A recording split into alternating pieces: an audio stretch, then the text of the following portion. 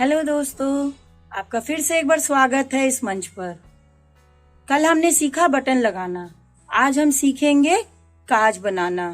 तो ये है वो बटन और हुक जिसे हमने कल लगाया था। आज हम बनाएंगे बटन होल यानी काज जिसमें ये बटन फिट होगा। आप चाहें तो इसी टुकड़े पर सीख सकते हैं, पर हम आज लेंगे दूसरा टुकड़ा, कारण इस पे काज बना के आपको बटन फिट करके दिखाया जाएगा। ये लगा कर दिखाने में आसानी हो जाएगी और बटन के साइज के अनुसार जो काज हम बनाएंगे उसके नाप लेने में आसानी होगी। तो आइए शुरू करते हैं। ये है हमारा बटन। एक बार फिर से हम बटन लगाने की एक छोटी सी प्रैक्टिस कर लेते हैं। हमने लिया सुई धागा और ध्यान, अब आपने देखा पीछे शायद गांठ सही से नहीं लगा था। गांठ लगा हुआ है पर सही से नहीं लगा है, तो अगर आप गांठ सही से नहीं लगाएंगे तो बटन के आर पार हो जाए। तो हम फिर से एक बार गांठ लगाएंगे। गांठ कपड़े से मोटा होना चाहिए। तो चलिए जल्दी से बटन लगा लेते हैं।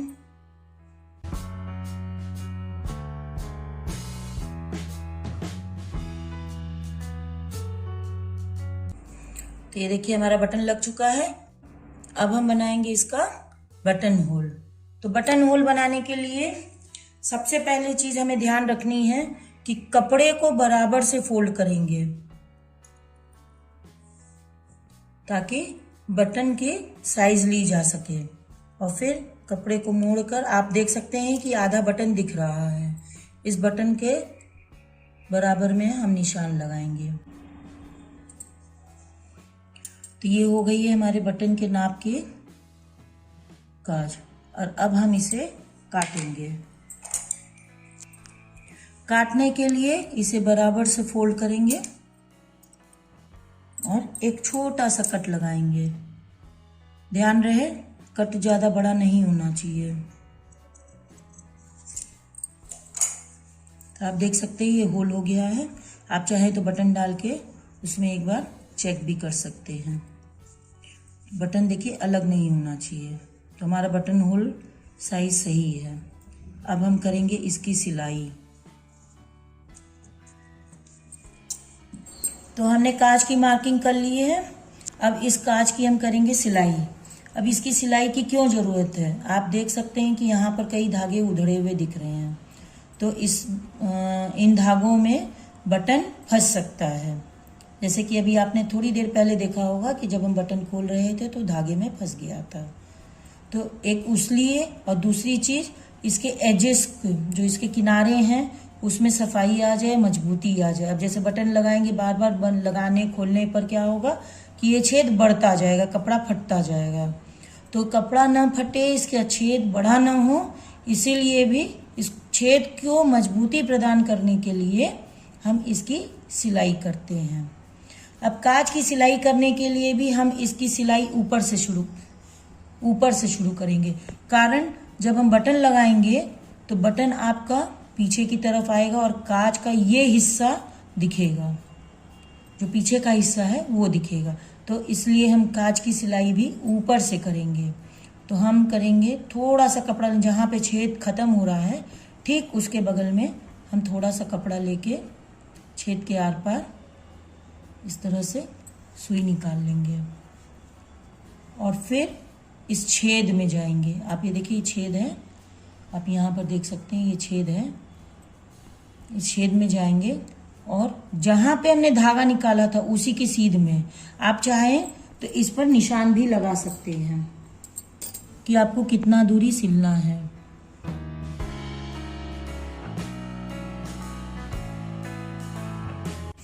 तो आप देख सकते हैं कि हमने काज की सिलाई का एरिया मार्क कर लिया है। अभी जितना एरिया मार्क है हमारी सिलाई सिर्फ उतने ही हिस्से में चलेगी। तो अब हम चलते हैं छेद की तरफ। ये छेद है और यहाँ से जहाँ पे हमने धागा निकाला था ठीक उसके करीब, उसके पास, ज़्यादा दूर नहीं। आप देख सकते हैं दूरी कि कितनी दूरी है। ये देखिए आप देख सकते हैं कि कितनी दूरी है। इतनी दूरी पर आप सुई निकालेंगे और जो धागा हमने पहला गांठ लगाया था, इस गांठ को लगाने के लिए अब हम सुई के पीछे से, सुई के नीचे से इस धागे को पूरा रोल करके बाहर करेंगे। तो यहाँ पर एक लूप बनेगा।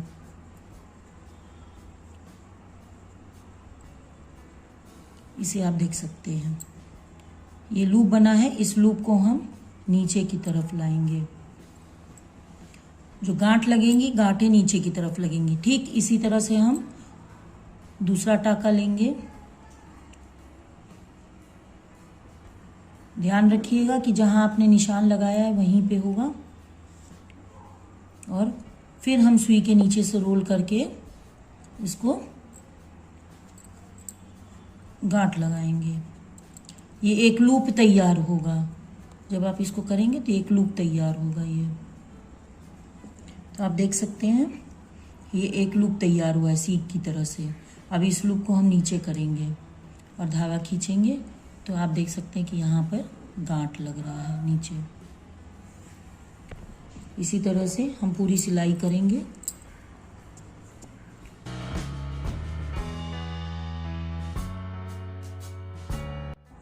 तो आप यहाँ देख सकते हैं 4 टाके लग चुके हैं और यहाँ पर जो है गांठें लग चुकी हैं। गांठ लगने से इसमें मजबूती आएगी।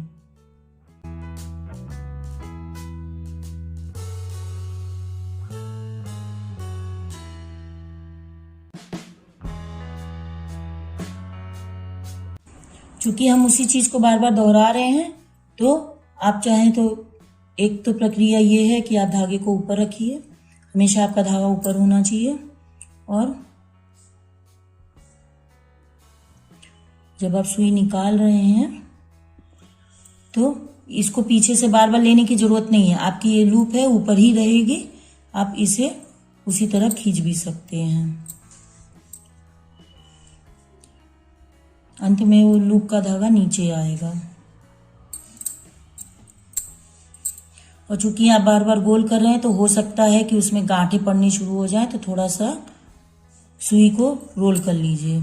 अब आप देख सकते हैं कि इसमें एक लूप छोटी हो गई, एक धागा खींच के बड़ा हो गया। तो आप ये खींच लिए, देखिए एक धागा रह गया, एक धागा खींच गया, एक धागा रह गया। ये कारण ये है कि हम बार बार धागे को रोल कर रहे हैं तो इसमें गांठें लगती जा रही।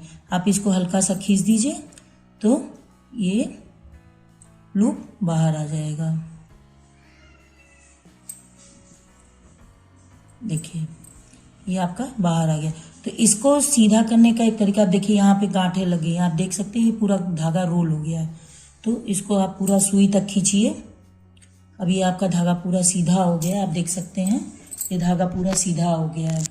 अब आपको करना कुछ नहीं है। आप यहाँ पे धागों में रोल्स देख सकते हैं, ये मुड़े हुए हैं धागे। आप देख सकते हैं कि ये धागे मुड़े हुए हैं। बस जहां मुड़ा है उसी को थोड़ा सा ऐसे रोल कर दीजिए, तो जितनी तहें लगी हैं वो खुल जाएंगी। तो अगले गांठ में जब आप अगला टाका लगाएंगे तो गांठ नहीं लगेगा। तो जैसे हमने अभी धागे को सीधा कर लिया है, तो देख सकते हैं आप इसमें देखिए कोई गांठ नहीं लगा है, कोई लूप नहीं बनी है। तो इस तरह से आप सुई को थोड़ा थोड़ा रोटेट करते रहेंगे तो गांठें नहीं पड़ेंगी। अब हम आ गए हैं एक तरफ के आखिरी छोर पर।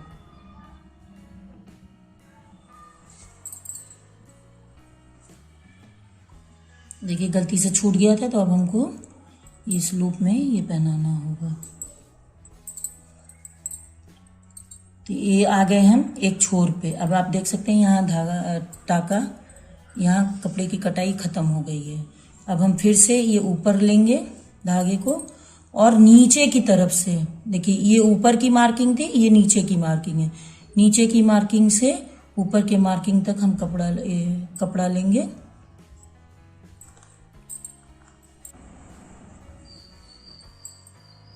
आप देख सकते हैं बार बार गांठें लग रह जा रही हैं। तो इस चीज का ध्यान रखना है कि हमें ये तह खोलते रहना है।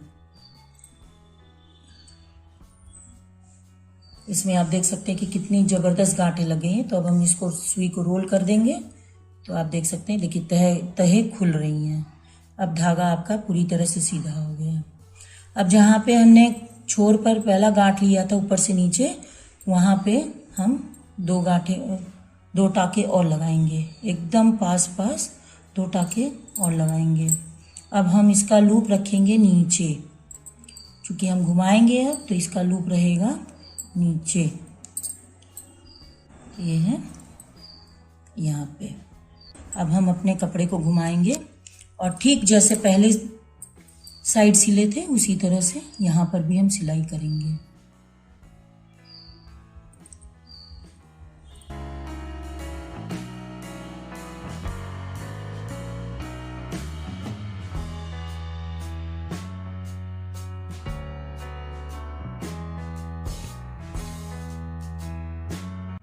तो अब हम पहुंच गए हैं दूसरे छोर के किनारे पर। यहाँ भी हम उसी तरह गांठ लगाएंगे जैसे कि इस छोर पर लगाए थे हमने, नीचे से लेके पूरा ऊपर तक।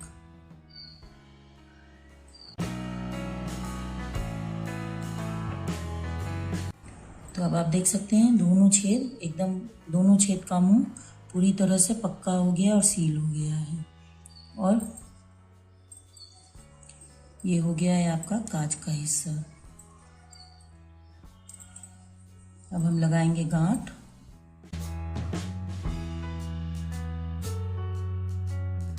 तो आप देख सकते हैं गांठ लग गया है। तो अब आप देख सकते हैं कि ये काज पूरी तरह से तैयार हो गया है, और ये है वो हिस्सा जहाँ से धागे उधर रहे थे। तो अब आप देख सकते हैं ये भी पूरी तरह से सील हो गया है, तो इसमें से भी धागे बाहर नहीं निकलेंगे। अब हम लगाएंगे इसमें ये बटन। तो आप देख सकते हैं कितनी खूबसूरती से बटन बैठ गया है।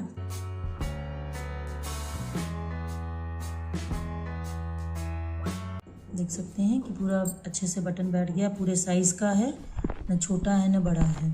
अब आज ये कपड़ा अलग टुकड़ा लेने का एक मेन कारण ये था कि आपको बटन कहाँ लगाना है और कैसे लगाना है आप इसको सीख सकें। होता क्या है, काज तो मशीन से बनी रहती है शर्ट में, पर क्या टूटता है तो बटन है। हमें बार बार बटन लगाने की ज़रूरत होती है, तो बटन को सही जगह पे लगाना बहुत ज़रूरी है। तो इसके लिए हम क्या करते हैं, हम कपड़े को फोल्ड करते हैं। आप देख सकते हैं ये ऊपर से बराबर से फोल्ड हो गया है, कहीं से भी देखिए छोटा बड़ा नहीं, आप यहाँ से भी देख सकते हैं पूरी तरह से अच्छे से फोल्ड हो गया है। अब जब फोल्ड कर लेंगे तो आप एक काज देख रहे हैं, इसका छेद दिख रहा है, इस छेद में हम लगाएंगे। देखिए कपड़ा बराबर है, ये ध्यान रखिएगा कपड़ा हमेशा बराबर रहे। इस छेद में हम लगाएंगे निशान, जिससे हमें पता चलेगा बटन कहाँ लगाना है। ठीक सही जगह पे बटन लगना चाहिए। तो आप देख सकते हैं ये बटन एक ठीक उसी जगह पे लगा हुआ है, तो इसका मतलब हमने बटन सही जगह पे लगाया हुआ है।